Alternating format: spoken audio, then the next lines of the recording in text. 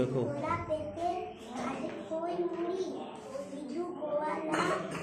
বিধু গোয়ালানি বিধু গোয়ালানি মায়ে পই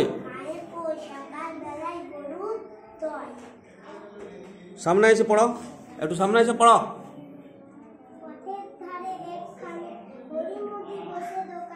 বসেছে দোকানে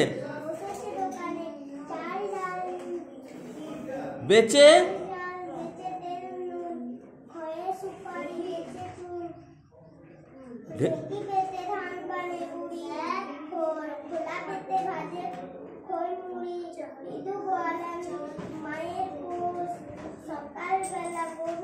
বাহ, খুব সুন্দর হয়েছে। এবারে রাজীব পড়া।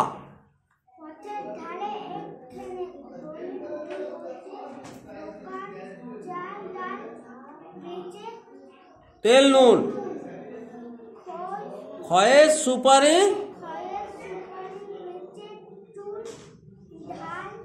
ঢেকি পেতে ভানে বুড়ি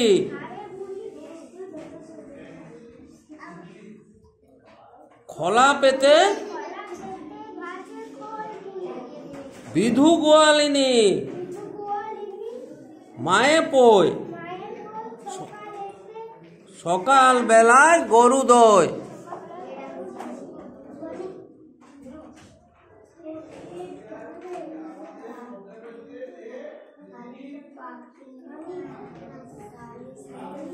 পথের ধারেতে একখানে হরিমুদি বসেছে দোকানে, চাল ডাল বেচে তেল নুন খয়ের সুপারি বেচে চুন, ঢেকি পেতে ধান ভানে বুড়ি খোলা পেতে ভাজে খই মুড়ি, বিধু গোয়ালিনী মায়ে পই সকাল বেলায় গরু দই।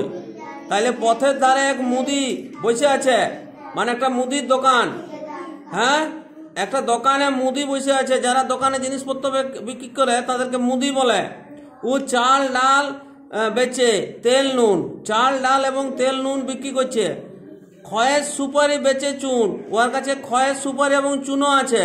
তাহলে আমরা যে হাট মশলার দোকানগুলো যাই সেইগুলোকে এখানে মুদি দোকান বলা হচ্ছে। সেখানে চাল ডাল তেল নুন খয়ের সুপারি এবং চুন এই সমস্তগুলি আছে। ঢেকি পেতে ধান ভানে বুড়ি, আগে ছিল আমাদের এখানে ঢেকি, এখন আমাদের কলে ধান ভানা হয়। হ্যাঁ, তা আগে ছিল ঢেকি। তাহলে ঢেকিতে এক বুড়ি ধান ভাঙছে, খোলা পেতে ভাজে খই মুড়ি।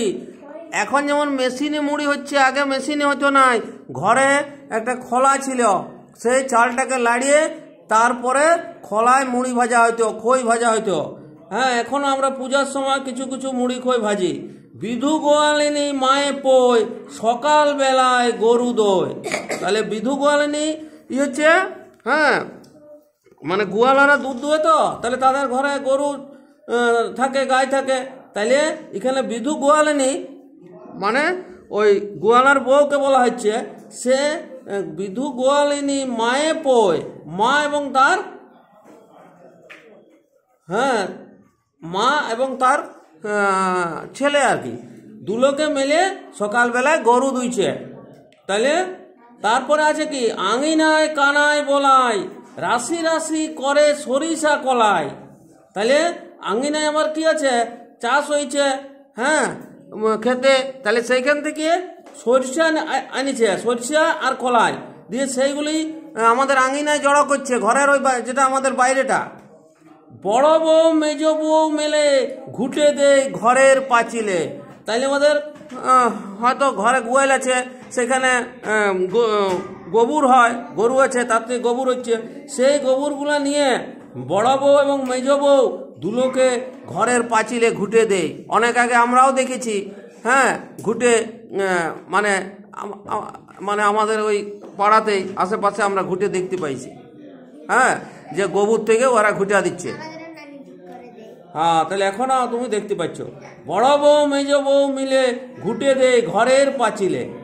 তাহলে এটি ভালো করে পড়বে।